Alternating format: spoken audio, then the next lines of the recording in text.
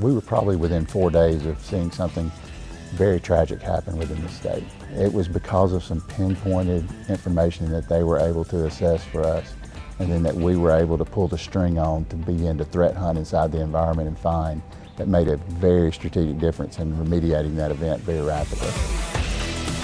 Welcome to Cyber Focus from the McCrary Institute, where we explore the people and ideas shaping and defending our digital world. I'm your host, Frank Cilluffo, and this week we're in for a treat. We're on location. We're in the great state of Alabama, in its capital, in Montgomery, and we are here for the Alabama Digital Summit. And we have the two leaders behind the summit joining us today for our podcast. First and foremost, we've got Daniel Urquhart, who is the Chief Information Officer, or CIO, and also the Secretary for Alabama's Office of Information Technology. And we also have Chad Smith joining us, who is the Chief Information Security Officer at Alabama's Office of Information Technology. Gentlemen, thank you so much for taking some time with us today. And I know you've got a busy day since you're hosting a number of people across the state. And Daniel, I thought I'd start with you and sort of to give our viewers a sense of what a state does on the front lines of dealing with some of these cyber crises. And we just had the government reopen, and we just had some important cyber provisions that were included in the legislation, including the ability to share information between government and industry and ensuring some of the liability protections, as well as state, local, the SLCGP funding, the significance of state and local. So I thought couldn't have a better time to talk about what the great state of Alabama is doing. So tell our viewers, listeners, a little bit about what a day looks like in the front lines and your mission. All right. Well, thanks, Frank. Thanks for having us on the show. Thank you. For starters, definitely an honor to be here. Watch your podcast to every day. you. So glad to be a participant. Thank you. Every day can look a little different. We have a fairly large mission within state government, mainly over the executive branch is what our constituents that we try to serve, which is around 140 agencies. So we set the technology standards, we provide IT policies and governance.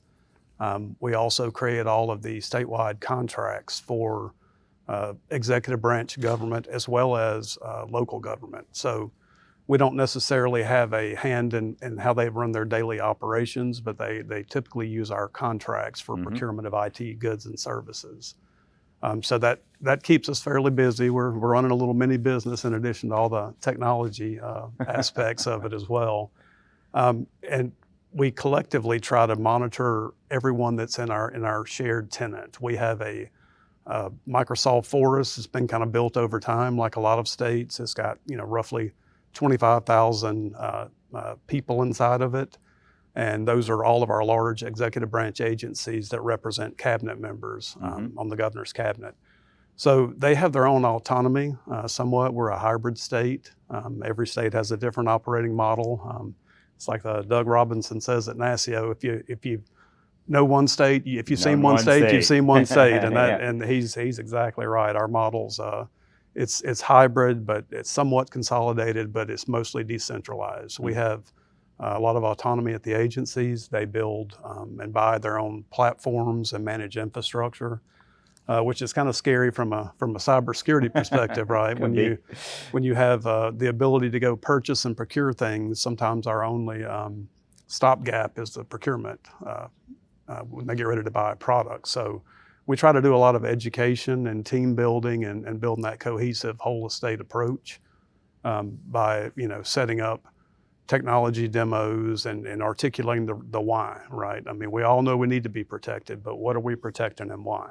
Awesome. So that helps drive some level of standardization. You always have the one-offs that you have to deal with, but it makes cybersecurity a little more cohesive at times for my fellow panelist here, Chad Smith. I'm sure he has plenty to say around that, but we're also the state administrative authority for the state and local cybersecurity grant, which is a little different model in Alabama.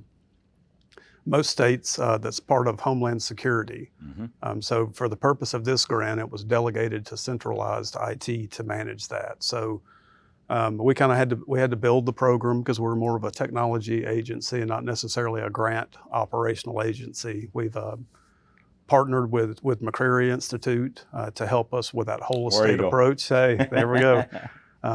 To help us with that whole estate approach, to build that community around the city and local government, which is very important. That's the target of this grant.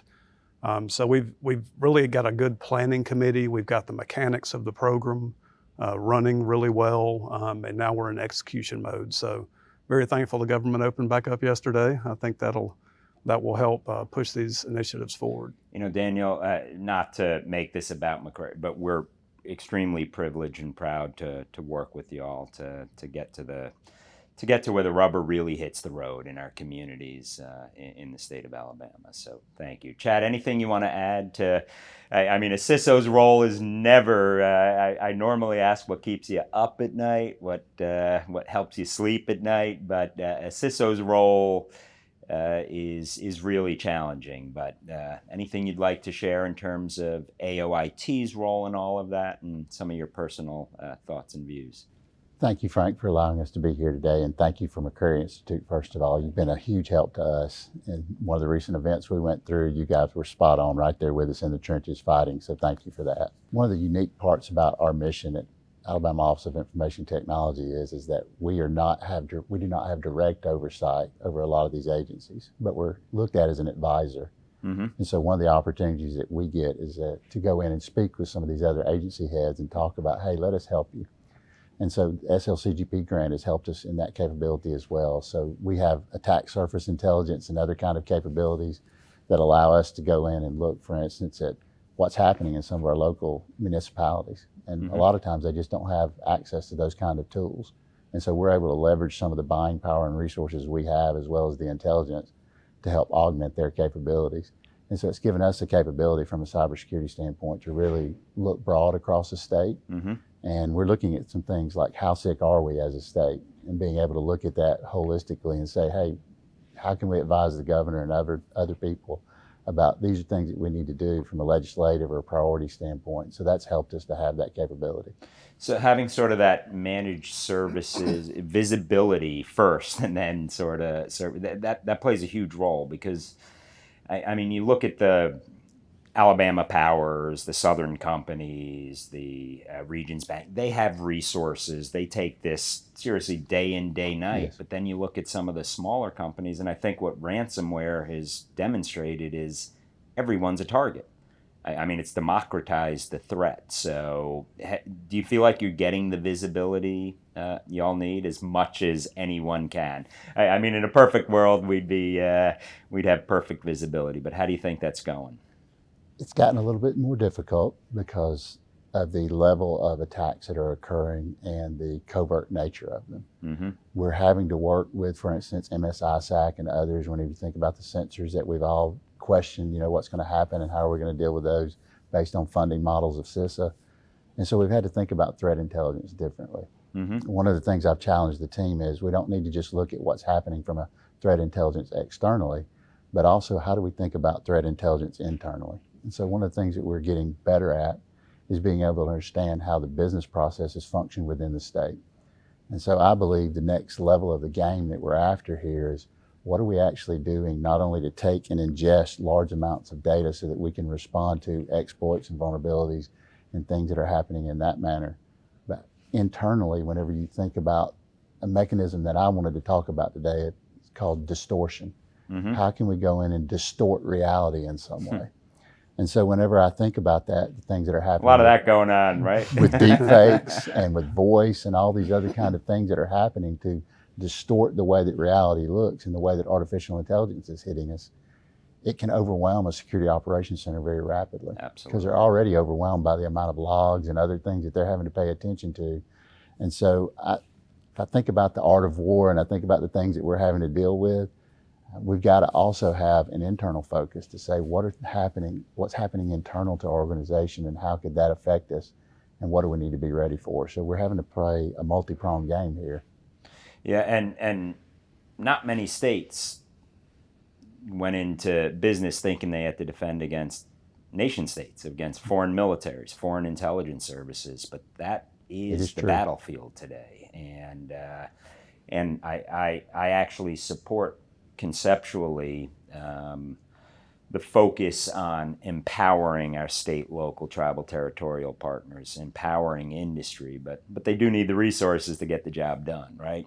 Daniel, in terms of some of the technology, because you can drive some of that, and I'm sure you're going to send some messages to the audience today about that. Anything you want to share here, and any concerns about foreign technologies that do have potential national security implications?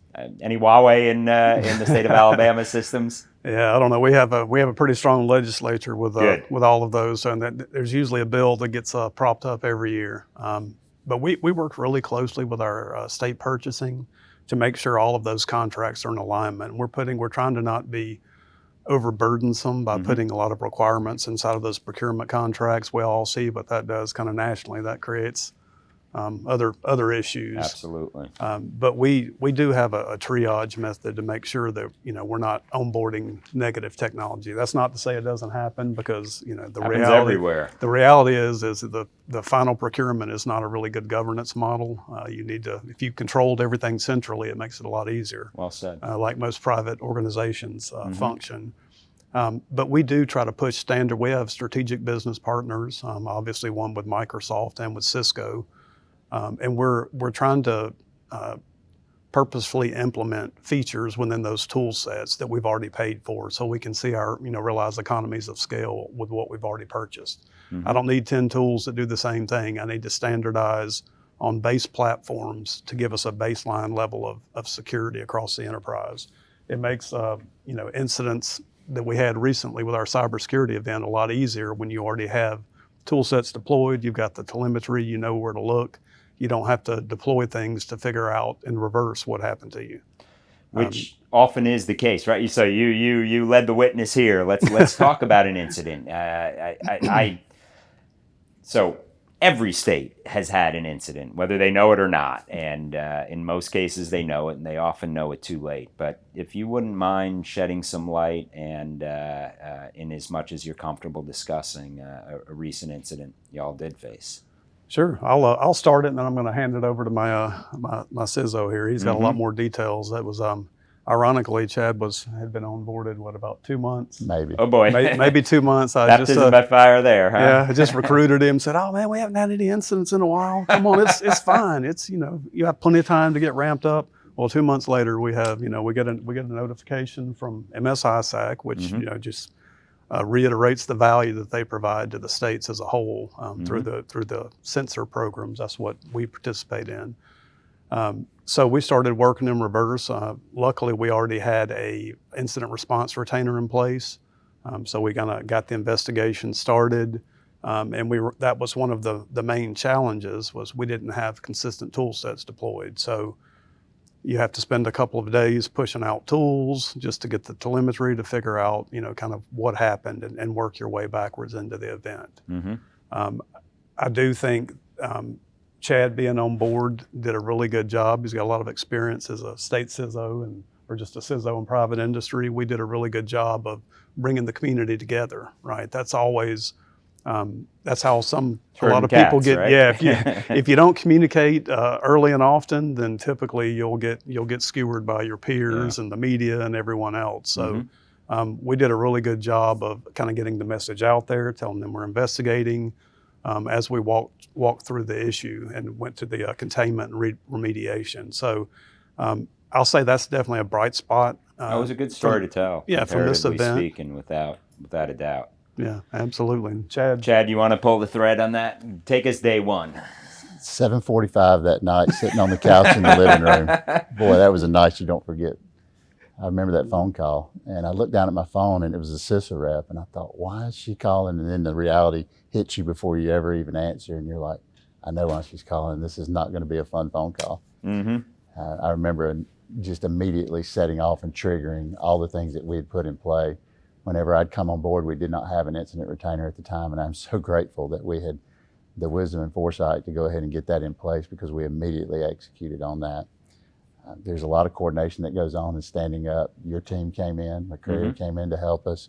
We had a lot of other incident responders come in. We were working 2 weeks. In 1 week, we clocked 95 hours. Wow. Just on a single FTE, being able to manage the event and go through the things that were happening. That left us, you know who Jocko Willinks is? Do you know what I'm talking about, Frank? Jocko has a podcast, and one of the things Jocko, he's got a video, if you get an opportunity to link it, it talks about good. And every time something bad would happen, Jocko would say, good. And it made me think about that because as long as you're learning. Even though things were bad, there were good that came out of it. There's a lot of good that came out of it. It brought attention to some things that we needed to pay attention to that had been, from a technical debt standpoint, been allowed to exist for quite some time. So that was very helpful from that standpoint. There was a lot of good that came out of it, but it was a lot of heartache along the way. Yeah. And it affected business. We did not lose any citizen information. We did not have a compromise of anything like that. But what it did is it brought to light some things that needed to be paid attention to holistically. And because of that, I think we're going to see some long-term effects for the state. So Winston Churchill, not to take away from Jocko's views, but always said, never let a good crisis go to waste. Absolutely. And the reality is you learn by doing, right? I mean, you can have all the, and then General Eisenhower, one of my favorite quotes is, in preparation for battle, I've often found plans to be useless. I'm not suggesting we don't have plans, but planning to be indispensable. And there's nothing like a game day sort of situation. How did you try to turn some good into all of that? In addition to what you're doing internally, did your legislature? Because the other challenge is it's always difficult. Every state is struggling with so many issues and their limited resources. And unfortunately, in our business, they often pay attention when it's too late. You get kicked in the teeth. But how did we turn that into a positive? It probably built some cohesion in the team and recognized some of the needs and the TTPs that y'all can put in place. But did it also open eyes? I think it did. Certainly from my chain of command, the governor's office, they were obviously concerned with that. Anytime you have any kind of security breach, you have citizen information, you have basic trust in government that can be adversely affected. So we did really well as far as, no data was exfiltrated, but it did help internally with the IT team. Since we are a hybrid state, it helped build that need for a cohesive, at least a baseline set of security tools that everybody used. So we were already working towards, hardening our environment.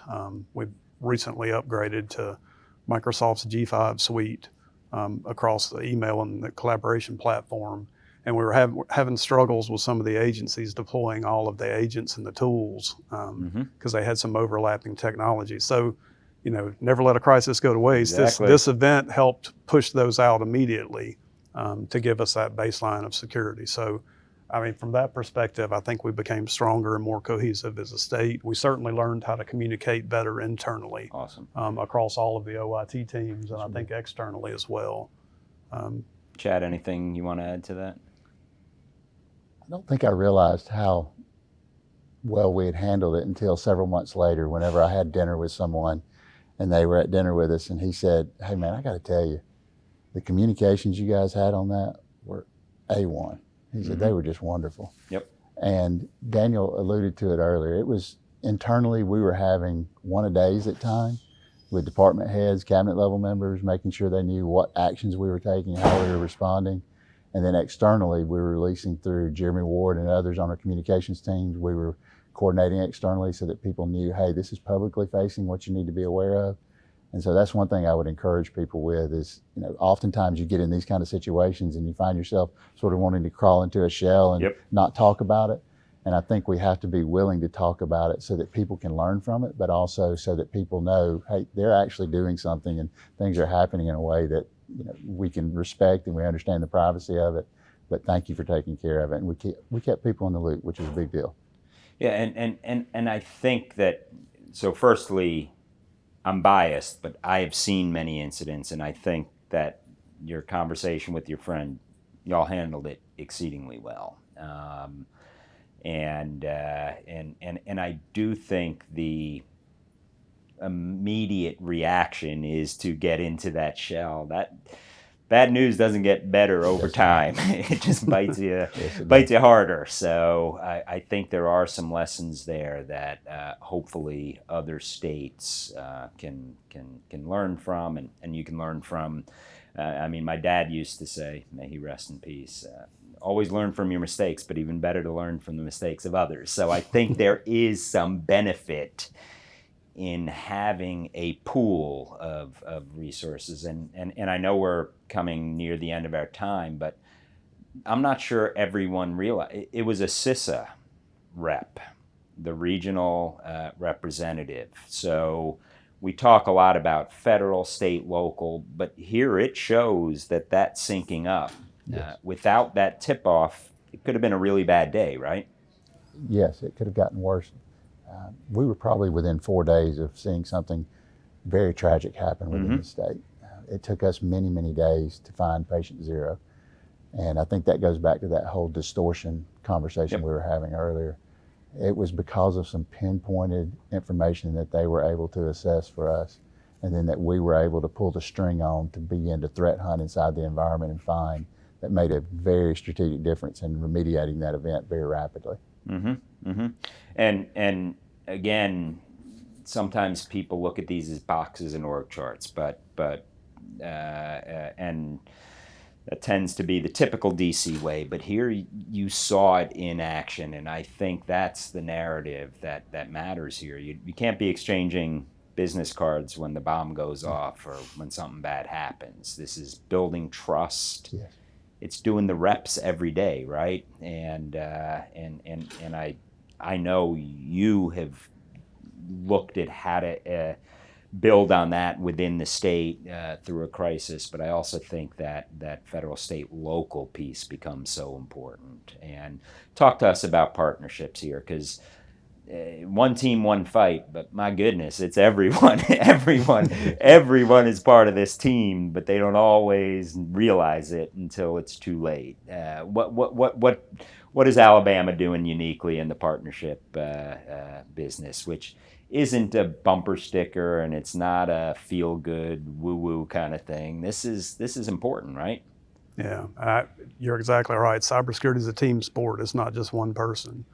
We're trying to build the community. Chad's doing a really good job of outreach with the local agencies. We have a strong ties with our federal partners as well. I can, just thinking back historically, I've been with the state for roughly 22 years, and most of the major incidents that we've been alerted to came from CISA, came from that intelligence inside of the network. So, that's a very valuable partnership. And is very, very helpful to the state. A lot of times when you have disparate tools and you don't have that central plane of view, you hate to hear it in reverse, but it's better to hear it then, right? Absolutely. Than not at all. Yep. So I think those relationships are strong. We've done a really good job the last couple of years working with the FBI, Secret Service, National Guard. Those types of partnerships can make us stronger as a state. Obviously, we have managed partners. You guys are one of those. We have someone helping us with our 24/7 security operations as well for the executive branch. So I think it's a team sport, and you've got to have those relationships and know who to call and when to call. Absolutely. And I might note that the Adjutant General is forward-leaning in the state and a good partner in all of this. Chad, anything from your perch? I had the pleasure, Nick on your team has been a great resource for us. And Nick and I were in Washington recently and got to meet Sean Carencross and talk to ONCD about some of the things we're doing, the work that we're also doing with our partners at CISA. But we recently had a TTX that I think that also really showed a lot. We had DHS, we had the FBI, we had one of our major utilities there, we had EMA there from Alabama. And whenever we went through that immersive, we redesigned how TTXs are done. We went into an immersive virtual experience where we had scenarios that were playing out on the screen in real time for us, and so that we could immerse ourselves in what it would look like. And the awareness that brought and the reality of it, that people were going, we've never seen anything like this before, but number two, how it drew people into the conversation. And we began to have very candid conversations about, hey, who's got whose satellite phone numbers? And how are we handling these kind of things when comms go down? It was more than just us sitting there reading through a scenario on a piece of paper, and it really engaged those people in such a way that I feel like not only brought them into the picture, but it allowed us to talk very openly about the things that we're struggling with, and it not just be a regular paper-based exercise. Love it. I mean, in the counterterrorism business and the homeland business, we used to say, make the big mistakes on the practice field, not Main Street USA. In this case, it's all USA because everything's connected in one way or another. And I might just note here, again, I'm trying not to be too infomercially, but I'm proud of our team. Nick, Tucker, Jonathan, they're all, it gets them excited to get up every day because you are serving something beyond self, and it's not behind a keyboard. These are people that are affected. Absolutely. And I'm not sure everyone recognizes that, but it makes a difference. It gives you a reason to get up and do good things. Gentlemen, I know we're at the end of our time, but the last question is, what questions didn't I ask that I should have? I think you hit a pretty good array of topics here. Definitely highlighted some things we're working on. I think the big message from my perspective is partnership. We're all in this together. Mm-hmm. We need reliable partners that are willing to help us and kind of bend the business as things change, because situations don't stay stagnant in this field, unfortunately. That is the truth. They change all the time. AI is changing them more rapidly. The attacks are mutating. So we need partners that are progressive and are able to help lead us and go with us together to fight the fight. And for our students listening and viewing, that's a good thing. You're always going to be learning something. Yep. Chad, what questions didn't I ask that I should have? I mean, there's so much we could cover. But. I'm surprised you didn't ask about artificial intelligence more, because most people always want to know. To me, that's the strategy that we're thinking about, is what the future looks like. Mm-hmm. And that's one of the questions I was hoping we'd come out is, what does the future look like, not only in the state of Alabama, but for information security, cybersecurity. And we have talked a lot about AI, and you think about companies like Anduril and Palantir and all of these defense organizations that are really pushing the leading edge of what's happening there. The state of Alabama is thinking about that as well. I'm currently in class at Johns Hopkins University, and we're thinking about business strategy around artificial intelligence.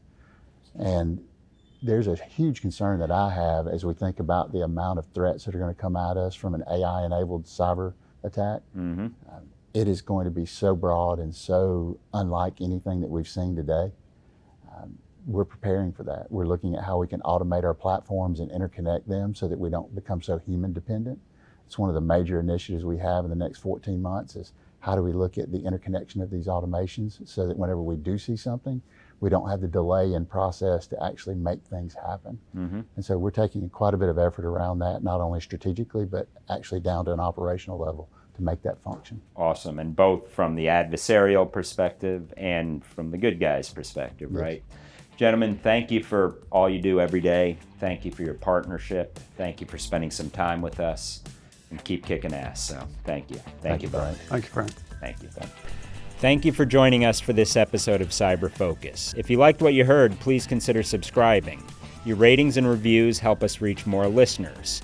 Drop us a line if you have any ideas in terms of topics, themes, or individuals you'd like for us to host. Until next time, stay safe, stay informed, and stay curious.